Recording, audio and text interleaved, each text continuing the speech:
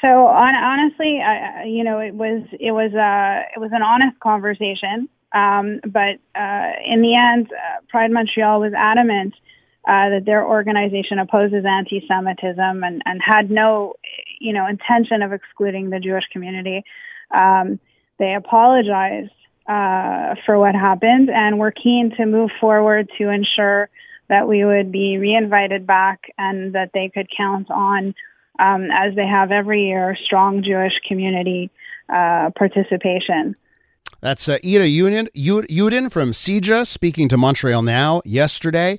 About this decision, Fierté Montréal has reaffirmed its stance that all communities are invited to Montreal Pride, as Jewish organizations have been formally re-invited to the event. This happens a day after the president of the board of directors for Fierté Montréal resigned for personal reasons. Ga'ava, the queer Jewish organization that was originally barred from the event, had begun on calling on the government to intervene here. Let's hear more from the new Fierté Montréal board chairperson. Marlot Marleau joins us on the line. Welcome to the program. Hello, thank you for having me. Okay, so let me ask you here. I want to go back a week to that initial announcement, the press release that was released on July 30th, okay? I'm just going to read how it started. In light of the widespread suffering, loss of human life, and growing international calls for an immediate and lasting peace in the Israeli-Palestinian conflict, Fierté Montréal condemns the ongoing genocide in Gaza, expresses solidarity with the Palestinian people, and calls for the lives of 2S LGBTQIA+ individuals in Palestine and everywhere in the world to be respected and protected. I have to ask you off the top, does your organization still stand by that statement that led off the press release that caused all this a week ago? The organization still believes that all the lives, of course, matters, and that there is the ongoing situation in Gaza is a genocide. It's something that is said by many international organizations. Also, it's not just coming from Montreal Pride.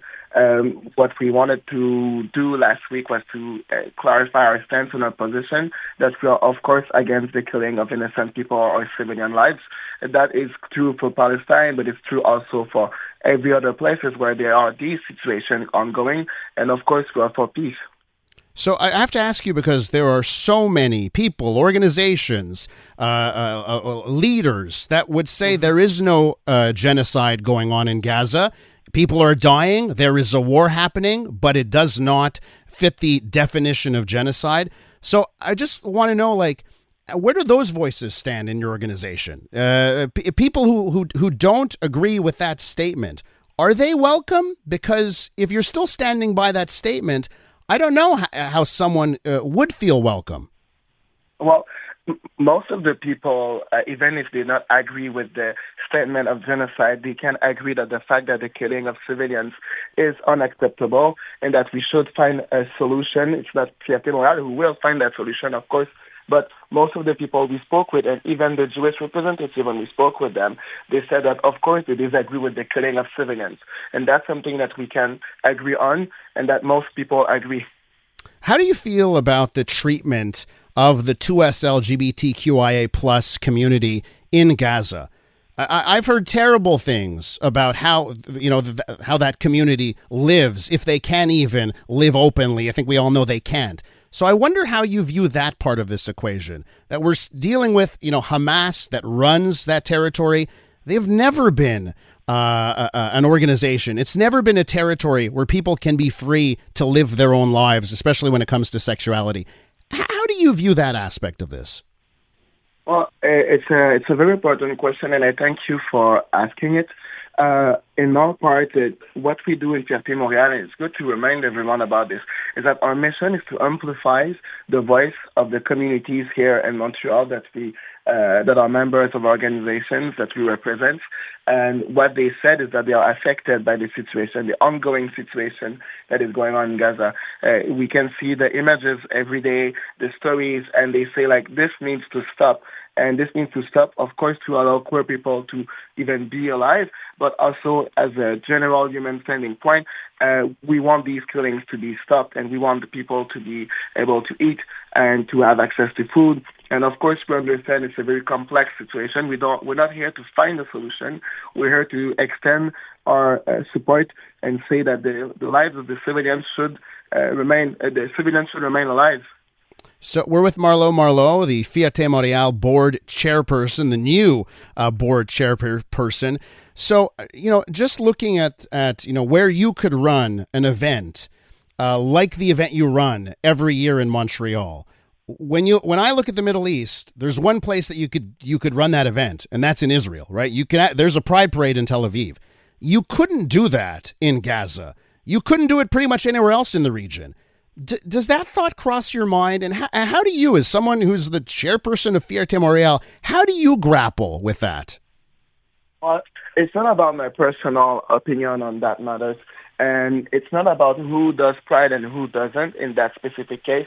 And I won't be able to talk about Pride in the Middle East. That's not my mandate. Mm-hmm. What I'm saying is just that life should be ongoing. And it's true for the Palestine, but it's also true for the Uyghur. We also have situation in South Sudan. There's a lot of situation in the world where a lot of lives are lost meaninglessly, and that should stop.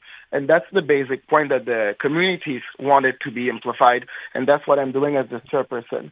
But when we talk about Pride, I can talk about our Pride and our events. We wanted to make sure that the 183 events that are going on since July 31st are going, and the festival is going until August 10th.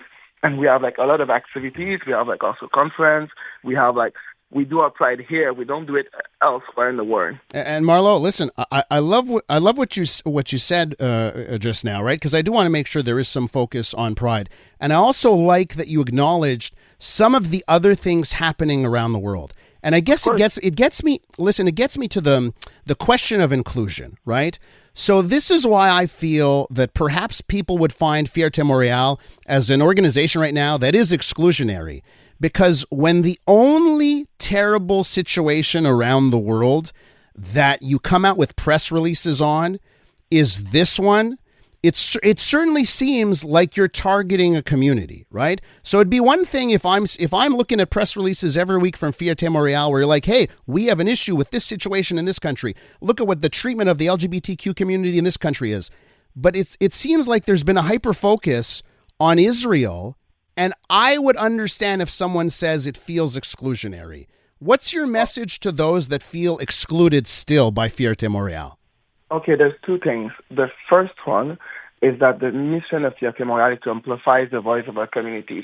The voice of our communities right now are exponentially affected by what's going on in Gaza. And the stance of Fierté Montréal is not about the existence of Israel. In no way. The stance is about the fact that civilians are being killed right now in unimaginable numbers in Gaza in ways that are very, very present in our media, in our everyday social media scroll.